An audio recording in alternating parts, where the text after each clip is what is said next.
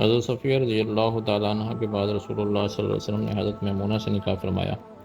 آپ رضی اللہ تعالیٰ عنہ کا نام بھی آپ نے برہ سے تبدیل کر کے میمونہ رکھا۔ میمونہ کا معنی ہے بابرکت خاتون۔ آپ رضی اللہ تعالیٰ عنہ حضرت زینب بنت خزیمہ کی ماں شریک بہن تھی۔ آپ رضی اللہ تعالیٰ عنہ سید عالم صلی اللہ علیہ وسلم کی سب سے آخری بیوی ہیں۔ آپ رضی اللہ تعالیٰ عنہ کے بعد حضور نے کسی عورت سے نکاح نہیں فرمایا۔ رضی اللہ تعالیٰ عنہ کا نام میمونہ، والد کا نام حارث، دادا کا نام حزن، والدہ کا نام ہند، نانا کا نام اوف۔ آپ کی والدہ ہند مشہور قبیلہ عمیر سے تعلق رکھتی تھی۔ حضرت میمونہ کو نسب کے اعتبار سے یہ شرف حاصل تھا کہ آپ رضی اللہ تعالیٰ عنہ ام المومنین حضرت زینب بنت خزیمہ کی ماں شریک بہن، حضور اقدس صلی اللہ علیہ وسلم کے چچا حضرت عباس کی سالی حضرت عبداللہ بن عباس اور حضرت خالد بن ولید کی سگی خالہ تھیں، اور آپ رضی اللہ تعالیٰ عنہ کی والدہ ہند کو ایک ایسا عظیم شرف حاصل تھا جو پورے عرب بلکہ پوری روئے زمین پر کسی اور خاتون کو حاصل نہ تھا، جن کو ان الفاظ میں بیان کیا گیا۔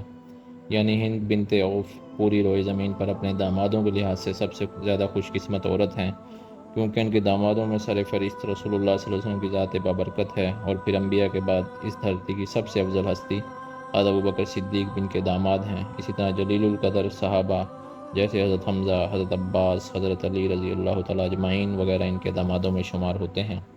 آپ رضی اللہ تعالیٰ عنہ کا زمانہ جاہلیت میں پہلا نکاح مسعود بن عمر ثقفی سے ہوا تھا۔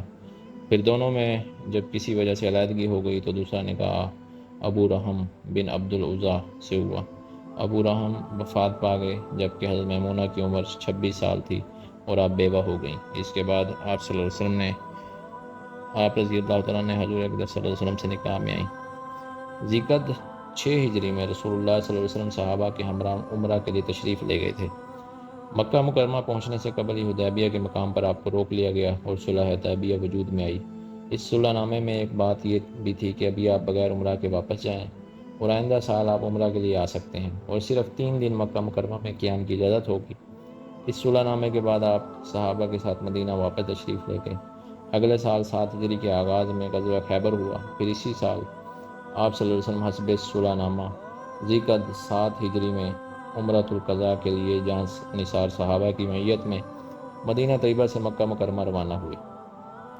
جب آپ مقام یاجج پر پہنچے تو حضرت جعفر بن ابی طالب بھی حبشہ سے آپ صلی اللہ علیہ وسلم کے پاس وہاں پہنچ گئے۔ چنانچہ آپ صلی اللہ علیہ وسلم نے حضرت جعفر کو حضرت میمونہ کے پاس اپنے نکاح کا پیغام دے کر بھیجا۔ حضرت جعفر حضرت میمونہ کے بہنوئی تھے کہ حضرت میمونہ کی ماں شریک بہن اسماء بنت امیس حضرت جعفر کے نکاح میں تھی۔ حضرت میمونہ اس وقت مکہ مکرمہ میں مقیم تھی۔ حضرت جعفر نے جا کر حضرت میمونہ کو پیغام نکاح پہنچایا۔ اس نکاح پر انہوں نے رضامندی کا اظہار کرتے ہوئے اپنے بہنوئی حضرت عباس بن عبد المطلب، جو کہ آپ حضور اقدس صلی اللہ علیہ وسلم کے چچا بھی ہیں، کو اپنا وکیل مقرر کیا اور انہوں نے رسول اللہ صلی اللہ علیہ وسلم سے آپ رضی اللہ تعالیٰ عنہ کا نکاح کرا دیا۔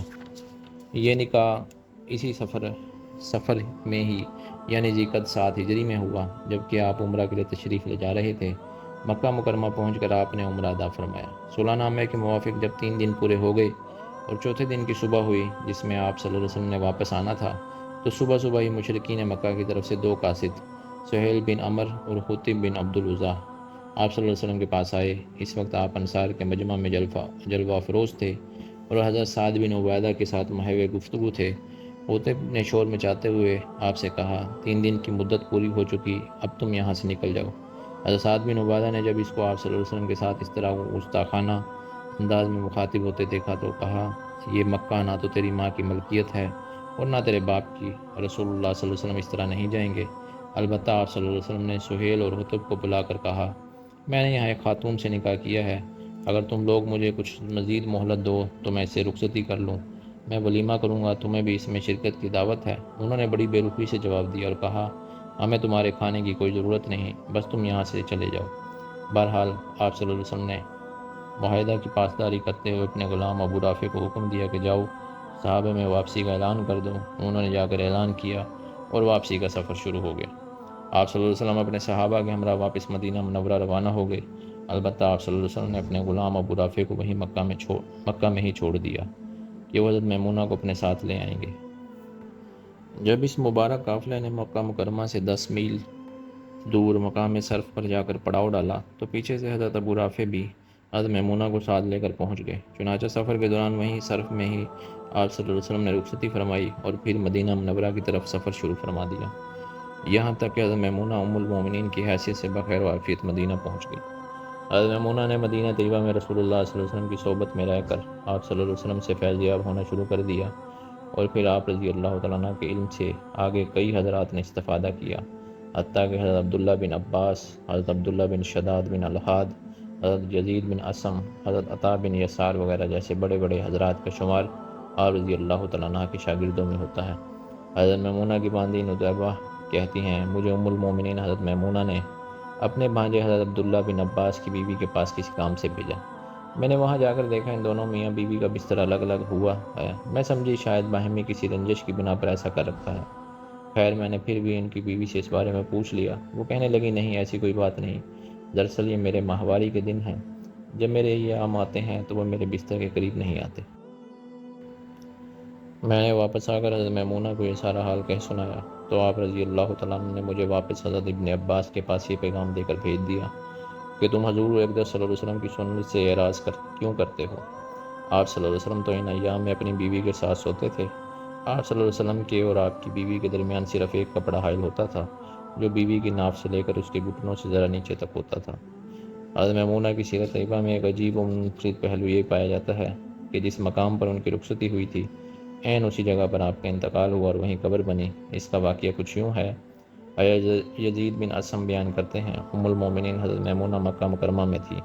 آپ کی طبیعت کچھ ناساز ہوئی اور اس وقت آپ کے پاس آپ کا کوئی بھتیجا موجود نہیں تھا۔ آپ رضی اللہ تعالیٰ نے فرمایا، مجھے یہاں سے لے چلو، مجھے یہاں موت نہیں آئے گی، کیونکہ رسول اللہ صلی اللہ علیہ وسلم نے ایک دفعہ مجھے فرمایا تھا کہ مجھے مکہ مکرمہ میں موت نہیں آئے گی۔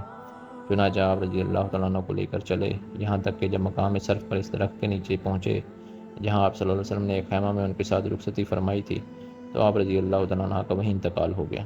آپ کے بھانجے حضرت ابن عباس نے نماز جنازہ پڑھائی اور آپ کے جسد اطہر کو قبر میں اتارنے کے لیے آپ رضی اللہ تعالیٰ عنہ کے بھانجے حضرت ابن عباس، حضرت یزید بن اسم، حضرت عبداللہ بن شداد اندر اترے۔ راج قول کے مطابق آپ رضی اللہ تعالیٰ نے 51 ہجری میں انتقال فرمایا۔ حضرت عائشہ نے حضرت میمونہ کی شان بیان کرتے ہوئے ایک مرتبہ فرمایا تھا، غور سے سنو، وہ ہم میں سب سے زیادہ اللہ جل شانہ سے ڈرنے والی اور سب سے زیادہ رشتہ داروں کے ساتھ حسن سلوک کرنے والی تھی۔ نیز حضرت میمونہ کو نسب کے اعتبار سے یہ شرف حاصل تھا کہ آپ ام المومنین حضرت زینب بنت خزیمہ کی ماں شریک بہن، حضور اقدس صلی اللہ علیہ وسلم کے چچا حضرت عباس اور چچا زاد بھائی حضرت جعفر کی سالی اور حضرت عبداللہ بن عباس اور حضرت خالد بن ولید کی سگی خالہ تھی۔